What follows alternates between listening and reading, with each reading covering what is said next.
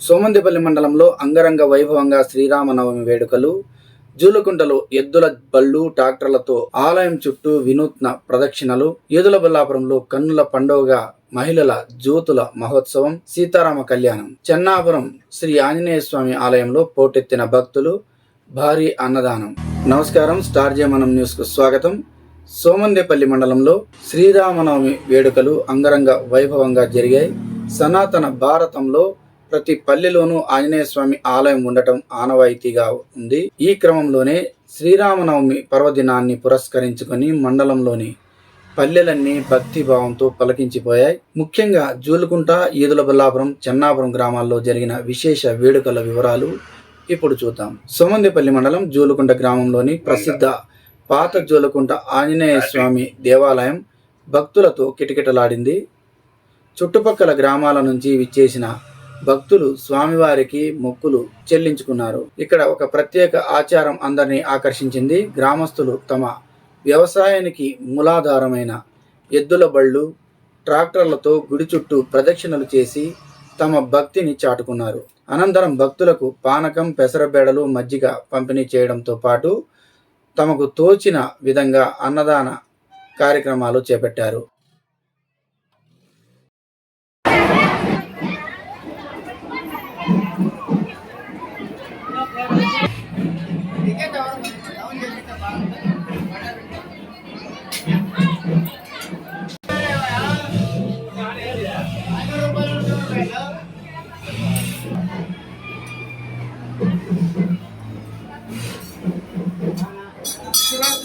ఇక ఈదుల బల్లాపురం గ్రామంలో వెలసిన శ్రీ ఆంజనేయ స్వామి దేవాలయంలో జ్యోతుల మహోత్సవం అత్యంత వైభవంగా సాగింది. గ్రామానికి చెందిన మహిళలు తలలపై జ్యోతులు ఉంచుకొని భక్తి శ్రద్ధలతో ఆలయం చుట్టూ ప్రదక్షిణలు చేశారు. అనంతరం ఆలయ ప్రాంగణంలో వేద పండితుల మంత్రోచ్చారణల మధ్య శ్రీ సీతారామ కళ్యాణం కన్నుల పండుగగా నిర్వహించారు. ఈ ఆధ్యాత్మిక వేడుకలో గ్రామస్తులంతా విశేషంగా పాల్గొన్నారు.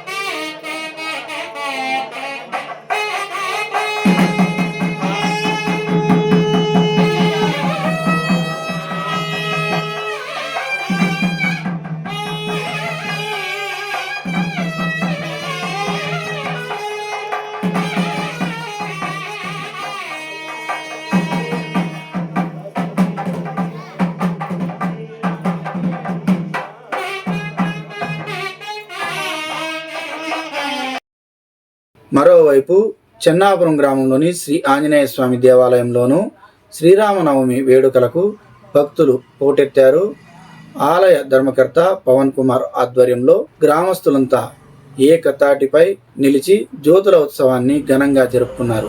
అనంతరం ఆలయ కళ్యాణ మండపంలో శ్రీ సీతారాముల వారి కళ్యాణాన్ని వైభవంగా జరిపించారు. భక్తుల రద్దీని దృష్టిలో ఉంచుకొని ఎవరికి ఎలాంటి అసౌకర్యం కలగకుండా ఆలయ కమిటీ మరియు గ్రామస్తులు పకడ్బందీ ఏర్పాట్లు చేశారు. విచ్చేసిన భక్తులందరికీ మహా అన్నదాన కార్యక్రమం నిర్వహించారు.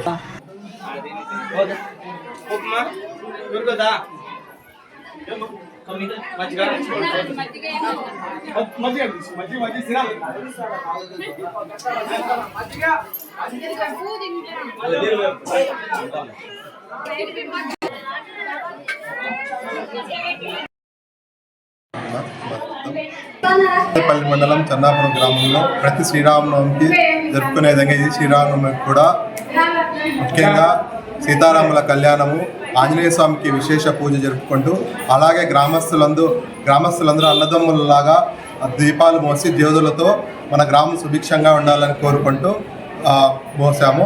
అదేవిధంగా ఈరోజు రాత్రికి చెక్కల భజన ఉంటుంది. అందరూ దాన్ని దిగ్విజయంగా పూర్తి చేయాలని చెప్పి కోరుకుంటున్నాం. గుడికి ఆలయ ధర్మకర్తగా మా తాత ఇంతకుముందు ఉండేవారు, ఆర్ చిన్నప్ప అని. తదనంతరం మా నాన్నగారు ఉండేవారు. మా నాన్నగారి తర్వాత నేను వచ్చాను. సో ఈ గుడికి ముఖ్యంగా మేము ఈ కళ్యాణ మండపం అయితే మా తాతగారు నిర్మించారు. అదేవిధంగా గ్రామస్తులు వివిధ సోమందేపల్లి మండలంలో ఉన్న వివిధ ప్రజల సహాయ సహకారాలతో గుడిని మనము గోపురం అయితే నిర్మించాము. అదేవిధంగా వంటశాల, అలాగే ధ్వజస్తంభం ఇవన్నీ మొత్తం నిర్మించాము. సో ఇదే విధంగా గ్రామస్తులు మాకు వివిధంగా సహకారాలు అందించి సహాయ సహకారాలు అందించి ఆలయ అభివృద్ధికి తోడ్పడుతున్నారు. చెన్నాపురం గ్రామంలో మాగి చెరువు ఎంపీటీసీ గారు చెప్తున్నా.